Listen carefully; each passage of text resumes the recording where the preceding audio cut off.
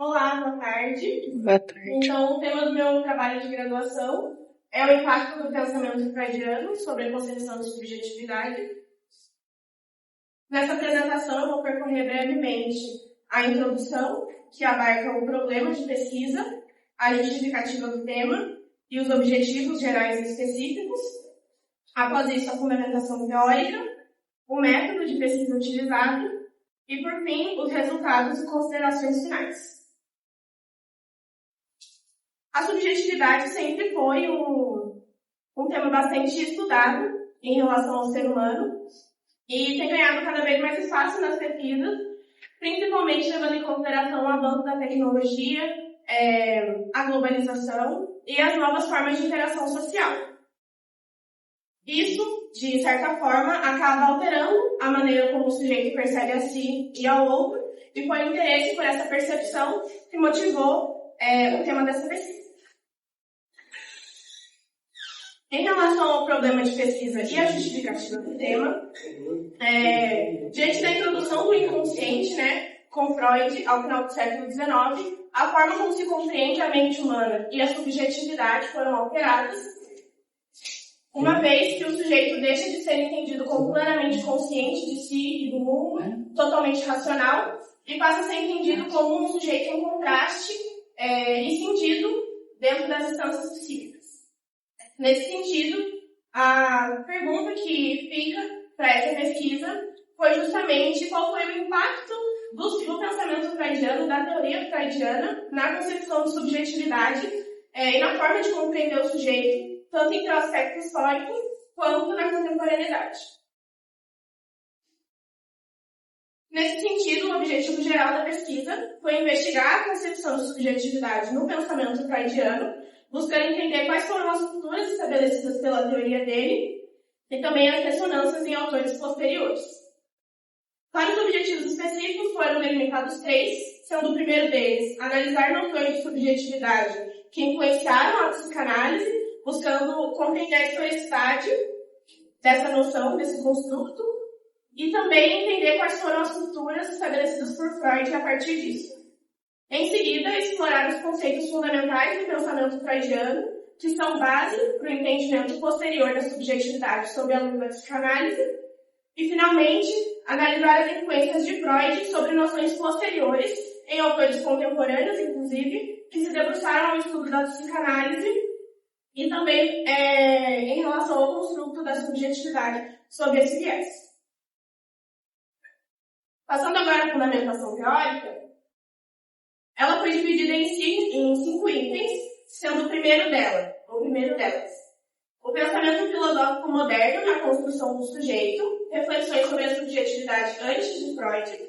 Então, esse item foi delimitado justamente buscando trazer uma perspectiva histórica do construto, como ele era entendido durante a Era Moderna, especialmente em relação à filosofia, para que fosse possível entender, então, quais foram as culturas estabelecidas por Freud a partir de sua teoria psicanalítica. No segundo item, tratou-se dos prenúncios do inconsciente, ou seja, quais foram as ideias pré-freudianas que já postulavam a noção de que a vida psíquica não era inteiramente consciente, ou seja, que haviam partes da vida psíquica que estavam sob o domínio de forças inconscientes. No terceiro item, trata-se dos fundamentos do pensamento freudiano, do inconsciente à formação do eu, ou seja, buscou-se aqui trazer uma noção geral da teoria freudiana para que mais tarde fosse possível abordar a subjetividade em específico dentro da teoria psicanalítica. No quarto item, tratou-se da subjetividade especificamente dentro da psicanálise, tanto a partir de textos de Freud, quanto a partir de textos de autores contemporâneos que se dedicaram ao estudo da subjetividade em Freud. No último item, trouxe-se uma contribuição de Assun e Biermann, que são 2 autores contemporâneos, que tratam também do tema da subjetividade, fazendo uma interseção entre psicanálise e filosofia. Por isso entendemos que seria de grande relevância a pesquisa trazer um capítulo somente com a visão desses 2 autores acerca do tema. Antes de iniciar todos esses capítulos que eu descrevi agora, entendemos que seria importante para a pesquisa colocar, então, uma visão geral e introdutória do construto que está sendo tratado, subjetividade, e para isso utilizou-se duas principais fontes bibliográficas, sendo a primeira delas o dicionário, que define a subjetividade como qualidade do que é próprio do indivíduo, relativa à experiência pessoal, e em segundo lugar, Gonçalves, que traz uma perspectiva sócio-histórica do tema e compreende a subjetividade como categoria histórico-social, expressão das experiências humanas em contextos concretos. Para o item que trata do pensamento filosófico moderno acerca da subjetividade, o primeiro autor escolhido foi Descartes, que inaugura o sujeito racional, uma vez que ele é considerado o pai da filosofia moderna, inclusive com sua famosa frase "penso, logo existo". E nesse momento a subjetividade ela é completamente ligada à razão e à consciência. Em seguida, Leibniz, que propõe o estudo das mônadas, a monadologia, e essas mônadas então seriam entendidas como centros de percepção individual, sendo que cada uma delas, apesar de não ser o todo, reflete esse todo de modo singular. Kant distingue a subjetividade empírica, que estaria ligada ao eu empírico, uma noção mais interna de subjetividade do próprio sujeito, e a transcendental, que seria uma visão mais precisa da subjetividade, e nesse momento ele entende o sujeito como condição de possibilidade do conhecimento, ou seja, também uma perspectiva ligada à consciência. Por fim, o último autor escolhido aqui foi Bundet, justamente por ser o pioneiro da psicologia científica e introduzir o método de introspecção e a experiência subjetiva como objeto da psicologia. No segundo item, que trata dos prenúncios do inconsciente, o primeiro autor abordado é Schelling, que entende o inconsciente como força criadora, interna, dinâmica e vital. Em seguida, Herbert, que apresenta a ideia de que existem conteúdos psíquicos que lutam pelo acesso à consciência, e isso já antecipa a ideia de conflito psíquico, que mais tarde vai ser trabalhada por Freud. Schopenhauer, que postula o conceito de vontade como força irracional e inconsciente que move o homem. Nietzsche, que propõe uma psicologia das profundezas, como ele chama, que seria então centrada nas pulsões e nos instintos, também dois conceitos que serão tratados com maior complexidade por Freud posteriormente. E por fim, Charcot e Breuer, que foram mestres de Freud também, e se debruçaram sobre os estudos da histeria e também da origem do método catártico, que foi base clínica para a formação da psicanálise posteriormente por Freud. No item que trata dos fundamentos do pensamento freudiano, ele foi subdividido em 4 itens. Então, o primeiro deles trata da emergência da psicanálise, buscando levar um contexto mais histórico, ou seja, da formação acadêmica de Freud até o momento que ele rompe com a medicina positivista. Em seguida, tratou-se da primeira tópica, que divide o aparelho psíquico em consciente, pré-consciente e consciente. Depois, o conceito de repressão e articulação que ele tem com o inconsciente, justamente pelo entendimento de que o processo de repressão e o recalque estão intrinsecamente ligados à questão da subjetividade. E, finalmente, a segunda tópica, que mais uma vez reforça essa cisão do aparelho psíquico, agora em id, ego e superego, ou eu, isso e supereu. E aqui também fica claro que nem mesmo o eu é plenamente consciente, porque existem partes do eu que estão sob o domínio de forças inconscientes no aparelho psíquico. No item que trata da subjetividade da psicanálise mais propriamente, utilizou-se então, como eu disse, de alguns textos de Freud, nos quais ele acaba, de certa forma, introduzindo o inconsciente como instância autônoma, e nesse sentido, ele oferece base para que se possa pensar o sujeito a partir de sua ótica psicanalítica. Em seguida, Wormley e Bastoni, em 2 pesquisas, uma de 2022 e outra de 2023, introduzem o inconsciente como uma outra cena, como os autores definem, e essa outra cena, então, seria produtora de sentido, portanto, produtora de subjetividade. Rodinesco entende, em uma perspectiva mais histórica, que cada sujeito é atravessado por uma história singular, portanto, cada sujeito é, de certa forma, subjetivo também. Wormley e Rodrigues, em 2022, articulam a subjetividade e o mal-estar na cultura, obra de Freud, e entendem que os processos civilizatórios, de certa forma, atravessam a subjetividade, uma vez que censuram a subjetividade de cada pessoa. Como último item, tratou-se das contribuições de Assun e Birman, que fizeram uma leitura contemporânea da subjetividade em Freud, sendo que Assun entende a subjetividade freudiana como ruptura epistemológica que funda uma nova concepção de ser, e Birman, que destaca o sujeito como ser do desejo e da falta, e o inconsciente como condição do ser humano. Esses autores, então, eles atualizam as ideias freudianas, lógico, dentro do contexto da subjetividade, e reafirmam a relevância para pensar a subjetividade na contemporaneidade. Passando agora, então, para a metodologia de pesquisa utilizada, essa foi uma pesquisa bibliográfica de natureza qualitativa e métodos descritivos exploratórios, que se baseou em livros, artigos e textos traduzidos dos autores aqui citados. Para que fosse possível analisar o material coletado, utilizou-se da técnica de análise de conteúdo proposta por Barthes, que se divide em 4 etapas, sendo a primeira delas a preparação dos dados, que abarca a coleta e organização dos materiais, a leitura flutuante, que visa a compreensão geral do material que está sendo analisado, a codificação, que propõe uma categorização dos materiais em unidades de significado, a análise temática, que visa a compreensão do material abordado sob a luz do tema que está sendo pesquisado, e, finalmente, a validação dos resultados a partir da triangulação das fontes. Caminhando para o final dessa apresentação, tem os resultados e considerações finais. Em relação aos resultados, entende-se, então, a partir da pesquisa, que a psicanálise representa, de fato, essa ruptura epistemológica com a filosofia consciencialista, uma vez que ela introduz o inconsciente como instância produtora de significado e também de subjetividade. Freud, então, rompe com a ideia de um eu soberano, plenamente consciente de si e do mundo, totalmente racional, instaurando, então, um sujeito dividido, contrastante e conflitante.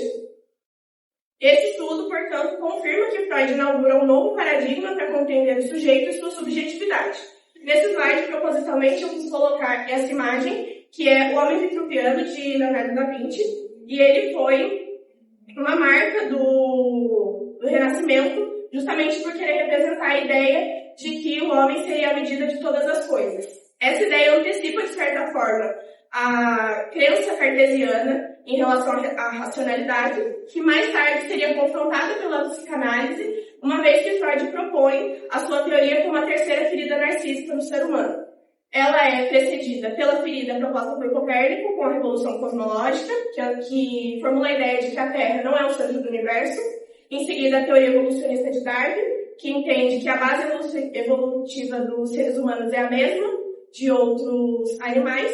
E a terceira ferida, proposta por Freud, que apresenta a ideia de que a vida psíquica não é inteiramente consciente e de que o ser humano não tem pleno controle sobre si. Como considerações finais, entendeu-se então que o inconsciente não é marginal, mas é fundamento da subjetividade, sendo ele produtor desse sujeito, ou seja, o sujeito não é plenamente possuidor do inconsciente, mas sim produto desse inconsciente, assim como sua subjetividade. Freud introduz uma revolução epistemológica, mas também cultural, em relação ao conceito de sujeito, influenciando diversas áreas, como a filosofia, a cultura, as artes e até mesmo a própria psicologia. E aí, a partir disso, compreende-se que pensar o sujeito é reconhecer a sua alteridade, ou seja, os contrastes que formulam a subjetividade de cada um, o desejo, que normalmente não é reconhecido conscientemente pelo sujeito que possui, e os limites da razão, que estão justamente ligados à instância inconsciente. Aqui tem as referências bibliográficas que apareceram nesse slide. Muito obrigada pela atenção.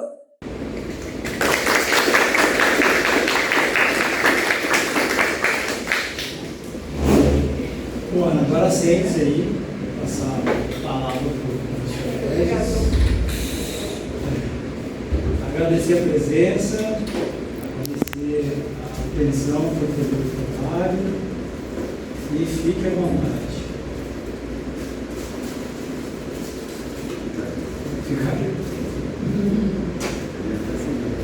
Eu ia trazer agora para comprar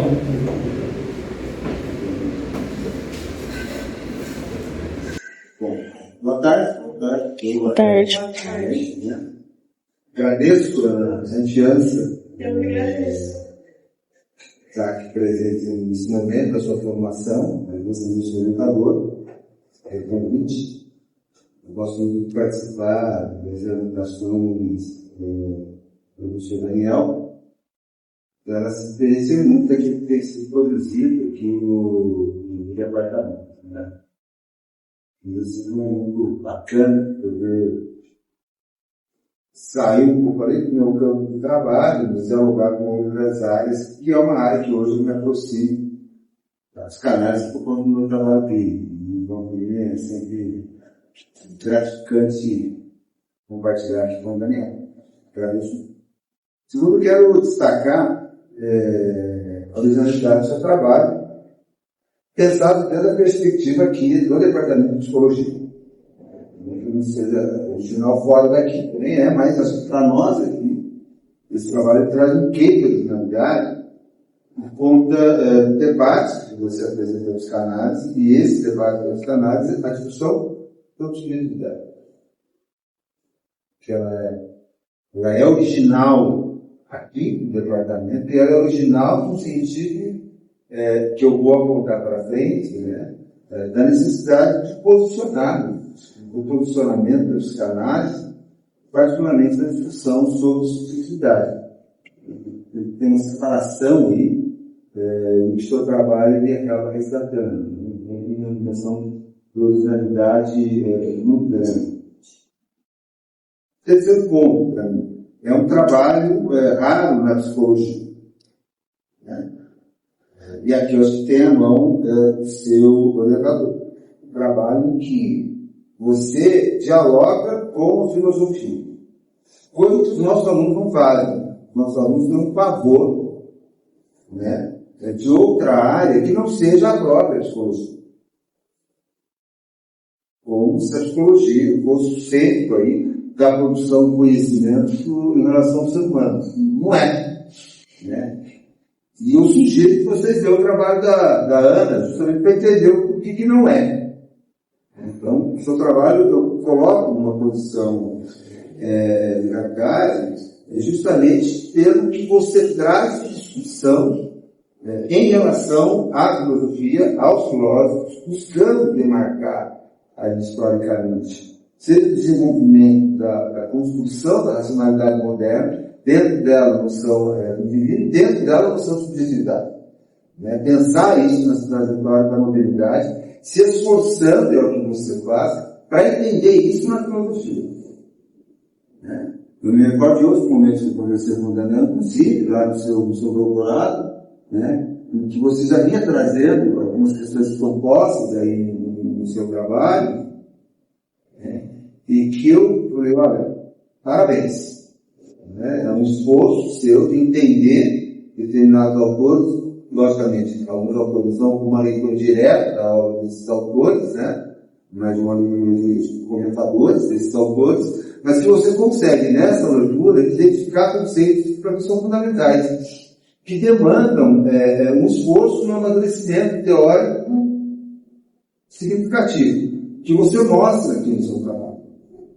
O que torna o seu trabalho um trabalho de uma leitura provocativa. Vou usar essa palavra para definir. Né? Primeiro que você escreve, você tem um domínio aí da escrita. Segundo que você ter esse domínio numa compreensão do texto, você consegue mostrar para o leitor o caminho que você pretende realizar na construção do seu trabalho. É lógico que nesse caminho, Ana, há necessidade posterior de um aprofundamento em determinadas passagens, que não dá tempo para se fazer na graduação. Mas você já aponta isso de uma forma, a meu ver, muito consistente. Né? O que torna o seu trabalho um trabalho de peso teórico significativo, né? Aqui para o curso, que mostra para mim também um amadurecimento, né? Para esse momento que você está no processo de formação. Quero parabenizá-lo também por isso. E agora eu acrescentei um outro elemento, depois que você terminou, que eu falei, foi uma apresentação, foi uma aula muito legal. Né? Uma aula. Você vai mostrando para nós, com suavidade aí, o caminho que você, um pouco de segurança, né? No momento, mas o caminho que você segue, né? E como você se apropriou aí desse conteúdo, né? Então, quero parabenizá-lo por isso. Aí, um segundo aspecto da minha fala, eu vou a 3 aspectos do trabalho, de ordem, um de ordem mais formal, e outros 2 sugestões, mas 3 situações pontuais, né? A primeira é mudança de sessão, formalidade, né? De uma sessão para outra, troca de página, você vai na sequência, uma mera formalidade. O segundo, está lá no seu objetivo geral, na página 12, e você escreve o seu objetivo geral. Investigar a concepção de subjetividade no pensamento freudiano, destacando as rupturas por sua teoria em relação às ideias. Né? Eu sugiro, por conta do peso filosófico do seu trabalho, em que você substituísse essa noção de destacando, né, à luz, você substituísse pela noção de à luz. Colocar mais no caso. À luz das figuras introduzidas. Porque eu entendo que essa ideia da iluminação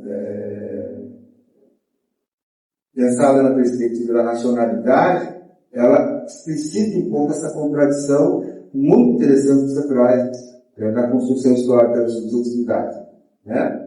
Pensada na perspectiva da racionalidade moderna enquanto projeto de sociedade, enquanto Freud rompe com essa, né? E propõe uma compreensão desse ordem contemporâneo dentro da modernidade. Ele faz uma crítica interna à modernidade. Então, eu acho que essa noção de à luz aí, ela pode ser mais interessante para a construção do seu trabalho. E uma última coisa, está lá no método. Eu acho que, eu entendo que, na questão metodológica, do seu trabalho, depois para mim, cabe muito mais na ideia de uma revisão narrativa. Ok? Acho que ele cai mais para uma revisão narrativa, no sentido da identificação de autores que você traz dentro da psicanálise, da filosofia, que indicam para você uma construção de um caminho, uma construção narrativa acerca da relação, acerca da compreensão da subjetividade na psicanálise. Eu acho que sai muito mais uma revisão narrativa. Quando cai para esse modelo de revisão que você propõe, eu acho que, na minha compreensão, ele quebra um pouco o encantamento que eu vi no trabalho. Eu estou falando muito mais do encantamento que eu tive no trabalho do que propriamente no equipe comum, né? Mas eu entendo que essa revisão narrativa ela mostra mais o caminho que você percorre, a construção narrativa que você faz no trabalho. A outra modalidade de revisão, eu acho que acoberta um pouco as escolhas que vocês fizeram na construção do trabalho. Né? Então, acho que ele também é uma sugestão para vocês dialogar. Bom, sobre o trabalho, né? Eu tenho várias passagens de trabalho, para mim, foram muito relevantes. E eu não quero fazer uma discussão dessa revisão. Né? Por 2 situações. A primeira por conta da sua própria apresentação. Você nos mostra o caminho que você percorre dentro do pensamento moderno. Pensamento ocidental moderno. Você trabalha com uma interpretação que está ali, dentro da modernidade, uma modernidade específica, né? Europeia, se constitui a partir do século XV, né? Que depois vai ser generalizado. O seu trabalho ele traz para nós essa possibilidade de compreensão. Quando um homem moderno, um homem ocidental, né? Que depois estamos generalizado, que você já apresenta aqui e quem já tem interesse, leia o trabalho dela para se apropriar um pouco da trajetória que ela constrói. Né? Uma trajetória que é parte da filosofia, eu fiz uma anotação, né, que é uma trajetória muito atípica da psicologia, né? Os nossos alunos voltam a destacar, eles não usam esse caminhar que você trilha de ir para a filosofia e ali identificar a filosofia como se constrói o saber moderno, né? Para entender, olha, a psicologia pensada num momento histórico específico e a psicanálise na sua particularidade, elas precedem uma preocupação acerca da construção do que é essa ideia de subjetivo, o que é essa experiência do indivíduo. Então você marca no seu trabalho essa preocupação na filosofia e posteriormente de autores que trarão elementos presentes posteriormente na construção psicanalítica. Então, esses dois caminhos do seu trabalho são muito interessantes. O primeiro, da referência histórica da filosofia, apresentando esse problema na modernidade, lá em Descartes, em Descartes, construção da racionalidade, quando projeto de sociedade, a passagem que você faz posteriormente dos iluministas, né? Essa ideia da eliminação, dessa capacidade humana de compreensão da realidade de si, né? Da realidade externa, a realidade interna, o homem, né? E o quanto isso posteriormente, em alguns autores que antecedem Freud, apontam para uma crítica a essa compreensão, estaria no 18, século XVIII, XIX, e o que isso dará base para Freud. Para romper essa ideia que se tem da construção de pensamento na base positivista, de uma linearidade. O seu trabalho ele rompe com essa noção de linearidade, porque você vai dialogando com os autores. Geralmente, quando nós pegamos textos sobre história, pensamento, os textos eles com data, autor, estão segmentados. Eles não articulam, né, a construção conceitual desses autores. Você faz essa articulação. O seu trabalho tem um peso muito legal por conta disso. Ele não está fragmentado. Então, quem lê Descartes, você não para em Descartes, você articula o que tem Descartes na compreensão, né, dessa existência humana, que pessoal existe, que ideia é essa de Descartes, como isso será desenvolvido posteriormente na filosofia. Você não trabalha com essa ideia de uma linearidade, você até trabalha com uma noção de uma continuidade contraditória, né, dessa construção desse pensamento, mas você não trabalha com essa noção, tentando fugir da palavra cultura, que eu quero usar no momento, mas com essa noção compartimentalizada da produção do conhecimento. Você não usa a noção de compartimento. Você trabalha com uma noção de continuidade, de construção histórica do conhecimento. Não é à toa que você vai para uma autora da psicologia social para dialogar, fazer um pouco dessas amarrações do seu trabalho. Acho que esse caminhar seu, ele é muito interessante. Né? Dois aspectos me chamaram muita atenção, da página 38 da página 39. Primeiro, sobre a noção do grupo, que os canais que Freud vão trazer para nós. Né? Esse corte que Freud faz, ele é muito importante. Né? E a psicologia, ela deveria entender melhor isso. Por isso que o seu trabalho ele tem uma dimensão original aqui para esse departamento. Cada vez mais se volta para a base do pensamento de uma psicologia comportamental. Né? Isso eu acho que é um equipe e é recurso, né, para o próprio departamento, para a formação dos nossos alunos.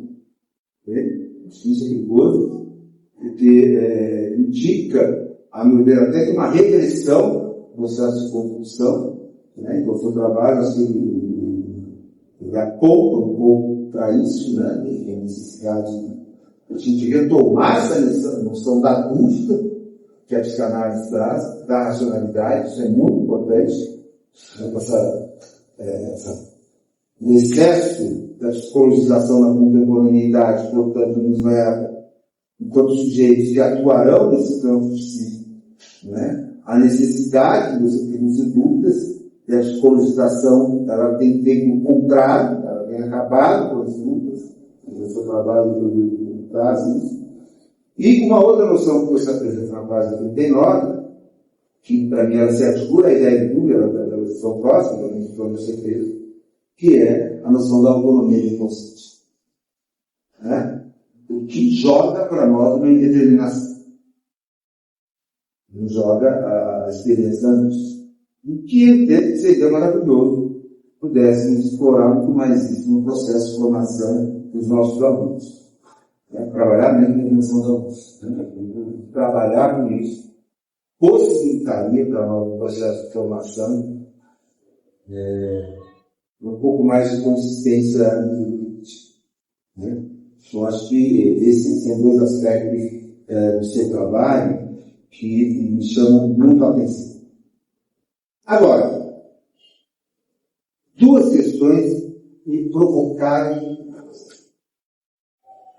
Uma delas, e essas duas questões se tornarão agora questões para você, problemas para dialogar mais diretamente com você. Tá? A primeira delas, está logo de cara na introdução do seu trabalho. Quando eu li, eu falei, não vai para esse caminho. Se ela for para esse caminho, vai ser isso. E você não foi ainda bem. Mas a palavra ficou martelando na minha cabeça. Na introdução, você escreve assim: o estudo da subjetividade, primeiro parágrafo da introdução. O estudo da subjetividade tem se tornado cada vez mais relevante, à medida que os fenômenos contemporâneos influenciam a forma como vivemos. Depois de tudo que você produziu no seu trabalho, você acha que a palavra influência da construção do estudo? A influência da realidade em relação ao indivíduo? A noção de influência. Pensando tudo que você construiu. Sim. Pensando a noção. Olha bem. É isso que eu dizendo. Pensando a noção de subjetividade que você traz, o movimento contraditório histórico. Entendeu? Se trata de influência. Agora o senhor me provocou uma dúvida, porque, de fato, existe essa tradição. Então, a gente age, de certa forma, uma influência no sentido da maneira consciente como o sujeito entende a si, mas talvez não no que de fato ele é. Entende? Sim. Eu acredito que seja nesse sentido, mas de fato é uma compreensão do trabalho. É a compreensão disso.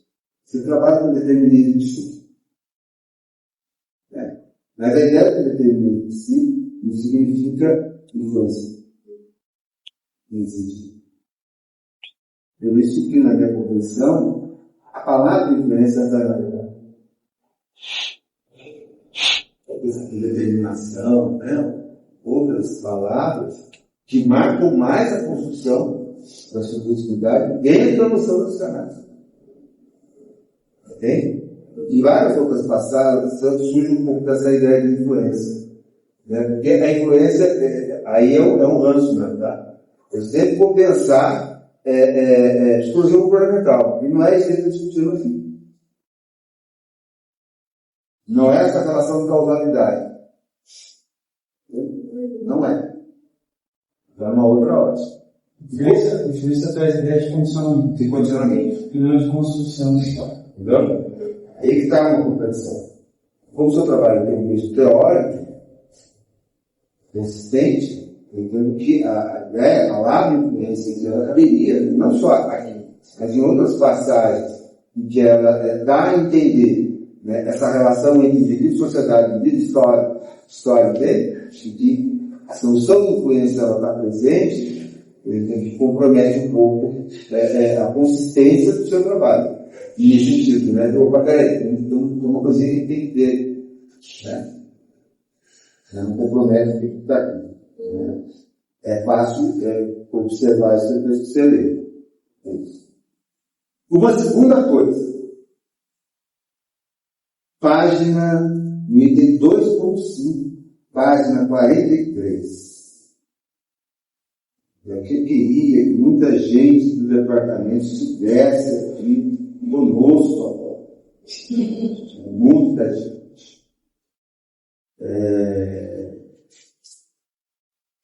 Eu acho que eu marquei errado.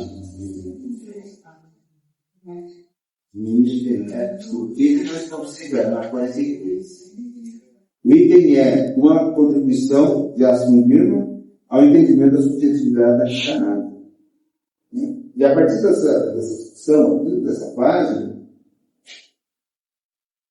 você vai trazer a noção posterior de ciência.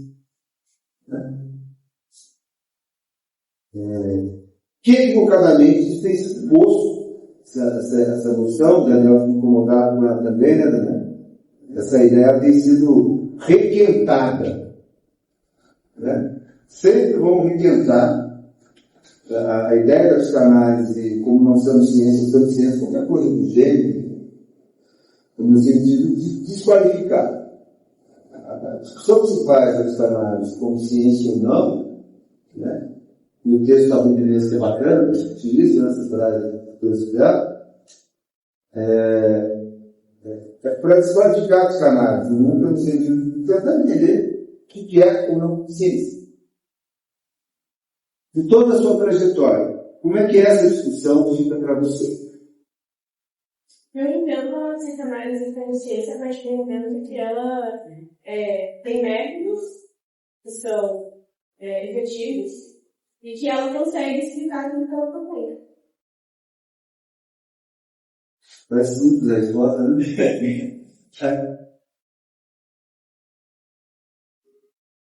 Até para a gente compreender, porque em alguns momentos a negação à psicanálise da condição de ciência, ela mostra compreensões muito distorcidas do que é, historicamente, o próprio desenvolvimento da ciência moderna.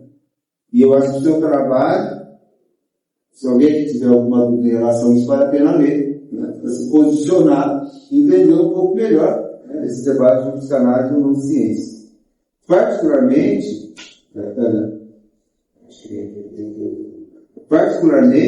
o que está no seu trabalho, lá na página 59, quando você trabalha disputa de unidade de significado, você constrói categoria filosofia moderna, concepção do sujeito, inconsciente pré-freudiano, cultura freudiana, e a definição de subjetividade, que evidências encontradas e principais contribuições.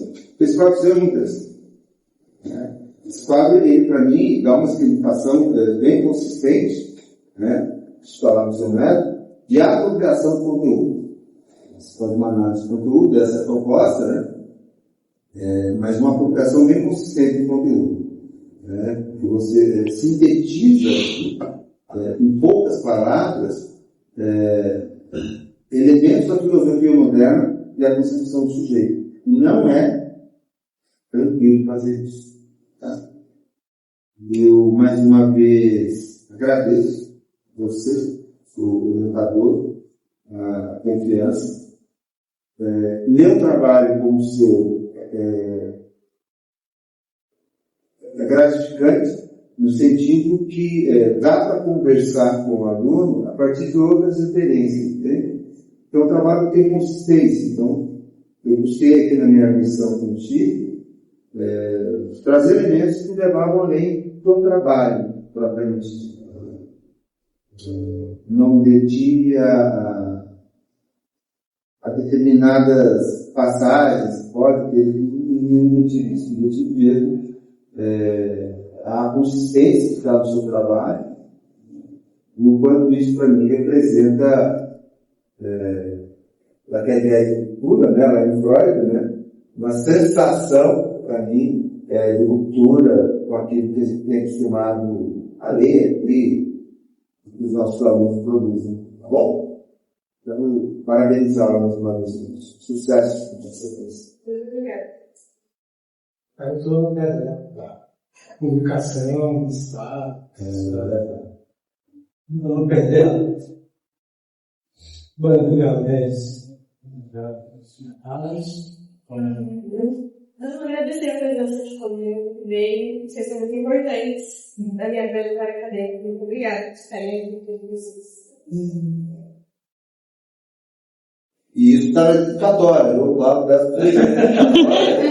E a moça aqui é cuidadosa com todo mundo. Ela colocou lá todo mundo, a turma toda Com lá, certeza. né? Eles. Bom, gente, então, de vocês deixarem aqui, tem certas coisas que é bom, né? Então, foi muito fácil de orientar, então acho que isso é uma qualidade. Não trabalho nenhum, você tem muita competência, já trazia os textos muito bem formados, muito bem escritos, muito bem cadeados, os argumentos dos parágrafos. Eu acho que não tem mistério. O que você acha que tirou? Bom, para quem acha que ninguém tirou isso comigo, aqui, ó.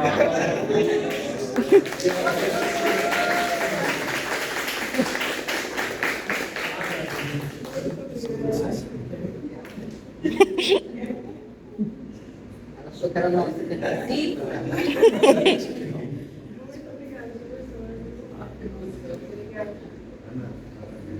Obrigada.